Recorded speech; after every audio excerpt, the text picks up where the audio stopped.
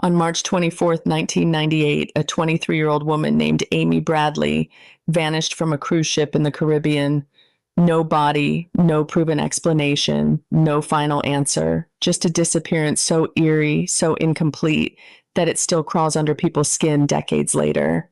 And what makes it worse, so much worse, is that this wasn't a woman who simply slipped away from the world unnoticed. She was surrounded by people. She was traveling with family. She had a future waiting for her back home. She was on a ship, not in some remote forest or abandoned highway town.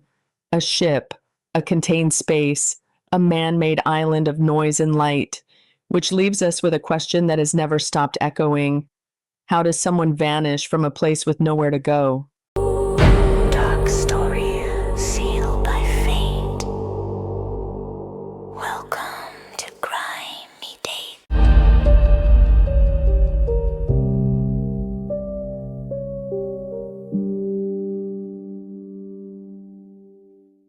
Amy Lynn Bradley was 23 years old when she boarded Royal Caribbean's Rhapsody of the Seas with her family.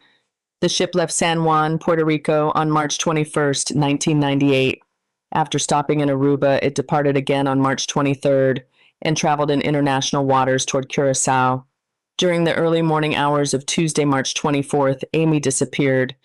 She wasn't a person at loose ends. She wasn't drifting through life with no plans. By multiple reports, Amy had things lined up back home, work, a place to live, a life that was still opening in front of her. People who have studied the case often point to that because it matters. It pushes back against the easy, lazy assumption that maybe she just chose to vanish. There has never been evidence that she planned to disappear. That matters because cases like this always attract stories, and stories attract shortcuts. People want a tidy ending. They want to force the unknown into a shape they can tolerate. But Amy Bradley's case has never cooperated. The night before she disappeared, Amy had been out with her brother Brad. They spent time dancing and socializing on the ship. Like so many stories that end in horror, it began with something ordinary: vacation fun, late night music, the blur of a ship still awake while most of its passengers slept. Various reports say Amy and her brother were at the ship's nightclub and had been around members of the ship's band before returning toward the family cabin area. That detail alone wouldn't mean much in another story, but in this one, every detail feels like a loose thread hanging in the dark. At some point in the early morning, Amy returned to the cabin area. Reported timelines say the computerized door system recorded her brother entering the family cabin around 3:35 a.m.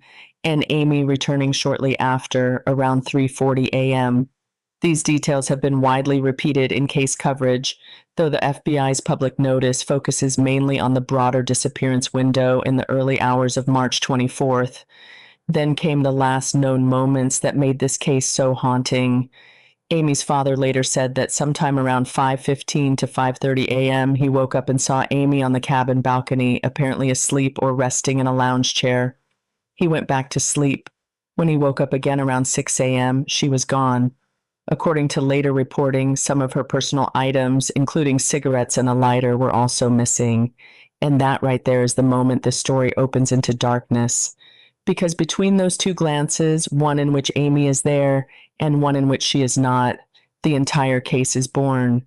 No one can point to the exact second she disappeared. No one can say with certainty what she did next. No one can prove where she went.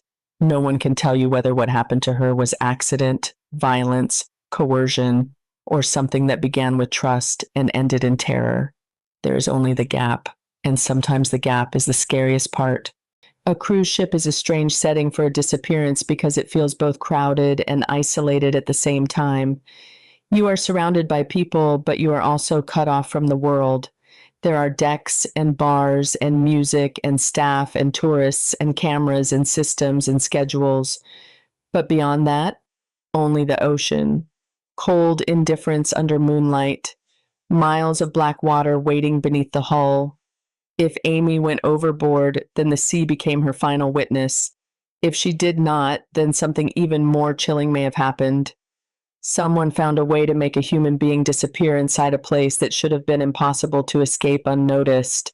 And that possibility is exactly why this case won't stay buried. One of the most criticized aspects of Amy Bradley's disappearance is the response time. Later reporting has said the family quickly became concerned and alerted ship personnel, but passengers were still allowed to disembark once the ship reached Curacao. Critics of the response have argued that any delay may have hurt the chances of finding her or preserving what happened in those early hours. That detail hits like a punch, because imagine what that means. Imagine standing in that rising daylight, knowing someone you love is gone, feeling the panic spread through your chest, and realizing the ship is about to open itself to a port. People coming off, people moving on, noise overtaking urgency, potential witnesses dissolving into crowds, any precious edge of time slipping away. If Amy was somewhere on that ship, time mattered. If Amy had already been taken off that ship, time mattered even more. And time did what time always does. It moved without mercy.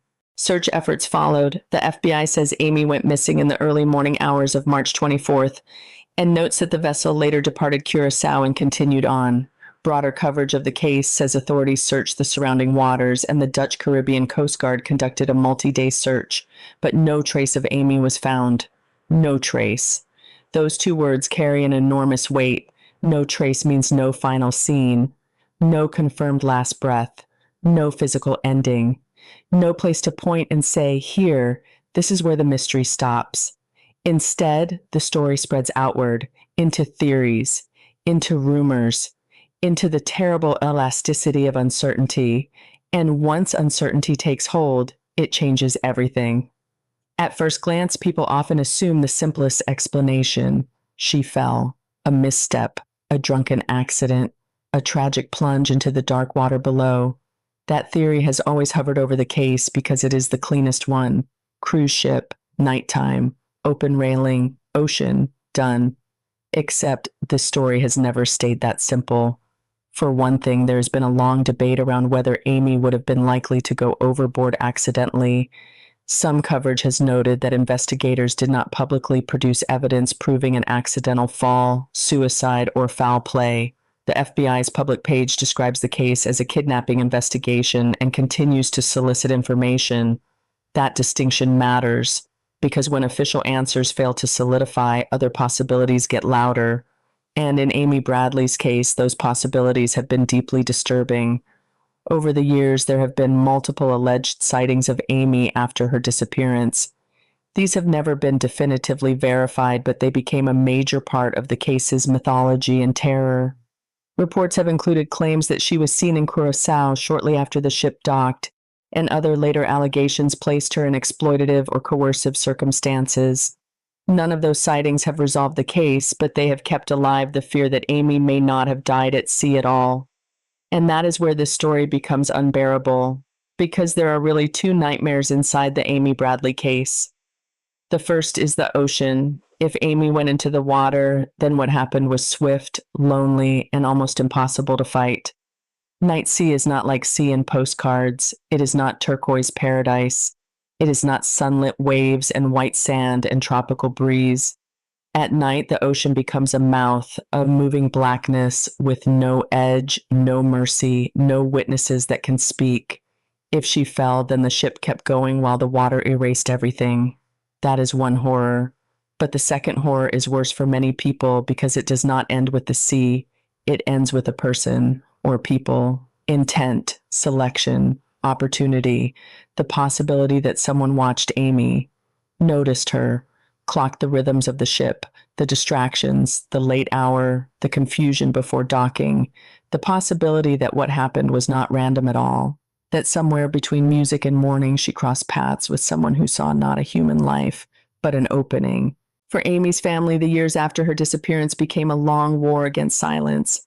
Not just grief, because grief usually implies some finality, something completed, something mourned, but this wasn't that. This was suspended grief, a grief with its eyes open, a grief that checks every lead, a grief that studies faces and crowds, a grief that waits for a phone call, a witness, a scrap of truth, a detail missed in the chaos, a stranger who finally decides to talk. That kind of grief is not clean. It does not move in neat stages. It haunts, it repeats, it bargains, it imagines. And imagination, in a case like this, can become its own curse. Because if there is no body, then every possibility survives. Maybe she drowned. Maybe she was taken. Maybe she made it off the ship alive. Maybe she was seen. Maybe someone knows. Maybe someone helped. Maybe someone lied. Maybe someone stayed quiet because the truth would expose something monstrous. The mind does not rest when the story has no ending. It circles.